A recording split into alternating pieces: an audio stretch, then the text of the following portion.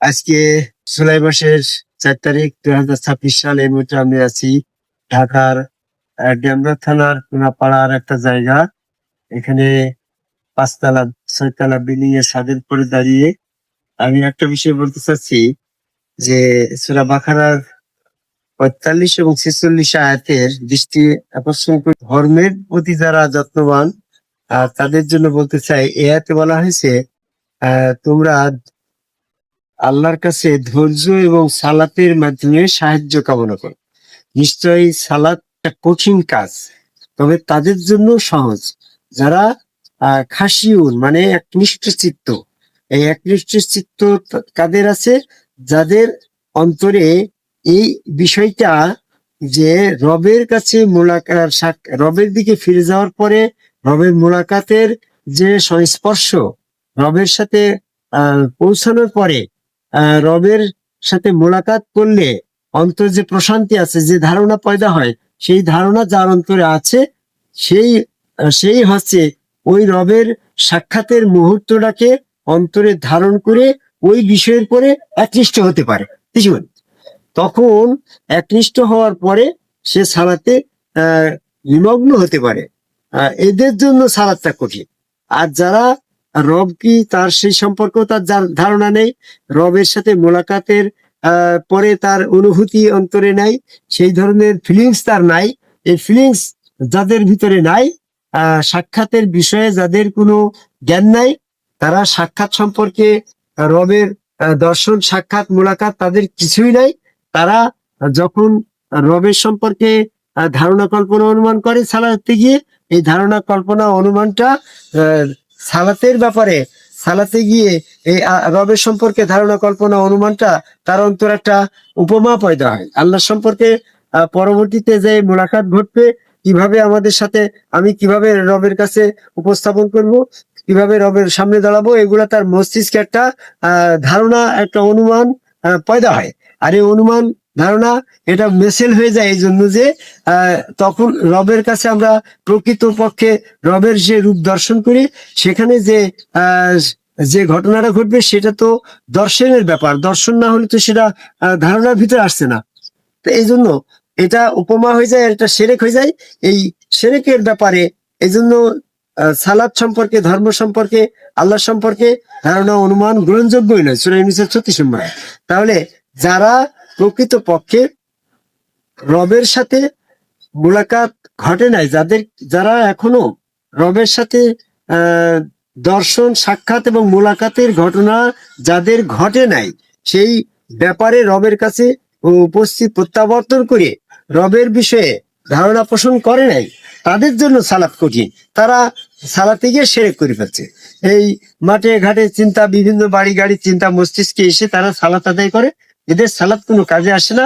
দিন সম্পর্কে, রব সম্পর্কে যাদের মিথ্যা ধারণা, এই মিথ্যা ধারণা পোষণকারীদের সালাত কোনো কাজে আসবে না। সূরা মাউনের 6 নম্বর আয়াত। আলাইকাল্লাযী ইউকাযযিবুন বিদ্দীন। কি তাদেরকে দেখেছো? ধর্ম সম্পর্কে যাদের মিথ্যা ধারণা পোষণ করে, যাদের মিথ্যা ধর্ম সম্পর্কে, রব সম্পর্কে যাদের ধারণাটাই মিথ্যা, তাদের সালাত কোনো কাজে আসছে না। বর্তমানে জামাত ইসলাম, চরমোনা, ফুলপুরা, মানিকগঞ্জ, আটুচি, হিজবুত তাহরির, হেফাজত ইসলাম, কাদিয়ানী, পাগড়ি, জুব্বা, আধারা, মস্কাটা, যে সমস্ত আদম সেজদা বিরোধী কাফের, এরা আদমকুমার সেজদাকারী একজন সম্মুখ রসুলের কাছে বায়াত গ্রহণ করে সবাই হাত আল্লাহর পা আল্লাহ চেহারা আল্লাহর ভিতরে আল্লাহ বিশ্বাস করে যখন তারা সেজদা দেয়, তার মস্তিষ্কের ভিতর থেকে শয়তান বের যাওয়ার পর সে তখন রবের সাক্ষাৎ ঘটে পর তার মোলাকাত করে। তারা স্বপ্নে রবের সাথে রসুল সুরতে রবের কাছে প্রত্যাবর্তন করে, তখন তার যখন মোলাকাত ঘটে, তখন তার স্বপ্নের যে রবের কাছে মোলাকাত হইলো, সাক্ষাৎ হইলো, এটা তার ধারণার তার অন্তর ভিতরে প্রতিষ্ঠিত হয়ে যায় কিছু বলে। তখন সে কি করে? ওই প্রতিষ্ঠিত ধারণাটা মস্তিষ্কের ভিতরে তখন তার স্মরণ হয়। এই স্মরণের মাধ্যম দিয়ে সে তখন ওই ব্যাপারে খাসিউন হতে পারে, সালাতে গিয়ে আকৃষ্ট হতে পারে। এই জন্য সূরা বাকারার 45 নম্বর আয়াতে বলল, নিশ্চয় তাদের জন্য সালাতটা কঠিন যাদের অন্তরে খাসিউন নাই। খাসিউন নাই কার অন্তরে? যারা রবের কাছে প্রত্যাবর্তন করে, সেই ব্যাপারে সাক্ষাৎ করে, মোলাকাত করে, সেই বিষয়টা তার মস্তিষ্কে দর্শনে আনে নাই, শ্রবণে দর্শনে আনে নাই, বিধায় স্মরণ করতে পারছে না। এই জন্য তার 14 নম্বর আয়াতে বলছে, আকিমুস সালাত লিযিকরি, আল্লাহর স্মরণে। অর্থাৎ রবের কাছে স্বপ্নের মাধ্যমে প্রত্যাবর্তন করে তার মোলাকাত ঘটার পরে সে তখন রবের দর্শন পেল, দর্শন পেলে সেটা স্মরণ করতে পারলো, স্মরণ করতে পারলে স্মরণে সে একনিষ্ঠ হতে পারো, সে মুখলাসীন হতে পারলো, সে খাসিন তার অন্তরে পয়দা হইলো, তখন তার জন্য সালাদটা সহজ হয়ে যায়। আর বাকি যারা এই ধারণা কল্পনা অনুমান করে সালাতে যাচ্ছে, এটা তাদের জন্য সালাত কঠিন হয়ে যাচ্ছে।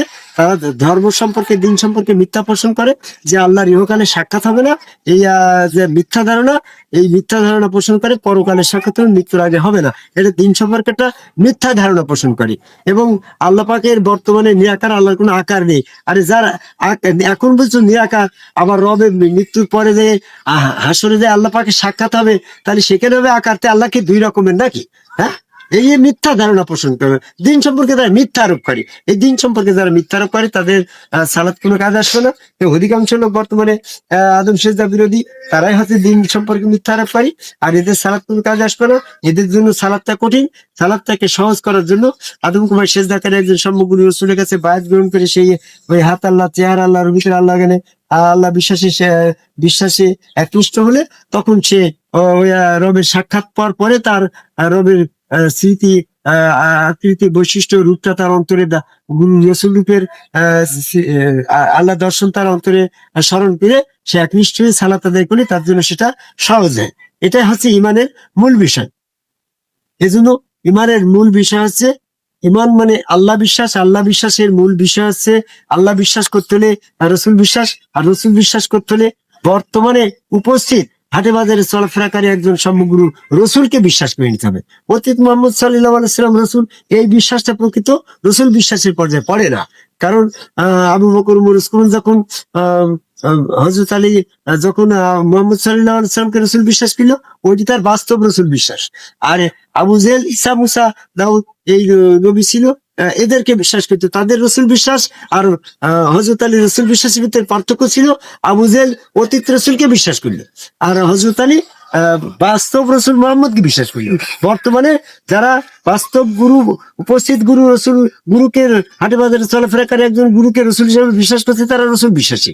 আর যারা মোহাম্মদ সাল্লাল্লাহু আলাইহি ওয়াসাল্লামকে রসুল বলছে, ওটা তো প্রতিষ্ঠিত রসুল, ওই রসুলের রসুল বিশ্বাসী না। প্রকৃত রসুল আছে বর্তমান সমগ্র আদম কুমার সেজদাকারী সমগ্র রসুলকে বিশ্বাস করে, এটাই হচ্ছে ধর্মের মূল বিষয়। এই রসুল চিরতে আল্লাহ, এটা ধর্মের মূল বিষয়। মানবাকৃতিত আল্লাহ, এটা ধর্মের মূল বিষয়। বর্তমানে মৃত্যুর পূর্বেই আল্লাহ পাকের সাক্ষাৎ মোলাকাত হবে, এটা হচ্ছে ধর্মের মূল বিষয়। এই ধর্মের মূল বিষয় থেকে যারা চলে গেল, ইমানটা ধরে রাখতে হবে মৃত্যু পর্যন্ত। মৃত্যুর আগেই যারা এই ইমান থেকে আবার কাফের হয়ে গেল, তাদের জন্য কঠিন শাস্তি জাহান্নাম। সূরা নূর 106 নম্বর আয়াত। এই জন্য যারা আদম কুমার সেজদাকারী সমগ্র রসুলের কাছে বায়াত গ্রহণ করে সেজদা ভক্তি দিয়ে ওই সুরতে আল্লাহ দর্শন করে সালাতে একনিষ্ঠ হয়েছে, তারা যেন এই ইমানটাকে ধরে মৃত্যু পর্যন্ত ধরে ধারণ করতে পারে। আর মৃত্যুর পূর্বেই শয়তান তার ইমানটাকে নষ্ট করার জন্য বিভিন্ন ভাবে চেষ্টা করবে। এই চেষ্টার থেকে বিরত থেকে মানে শয়তানকে প্রতিহত করে গুরু সমগ্র রসুলের আদম সেজদার মধ্যে একনিষ্ঠ থেকে সালাতে একনিষ্ঠ হওয়ার আহ্বান করে আমার কথা শেষ হয়ে যায়।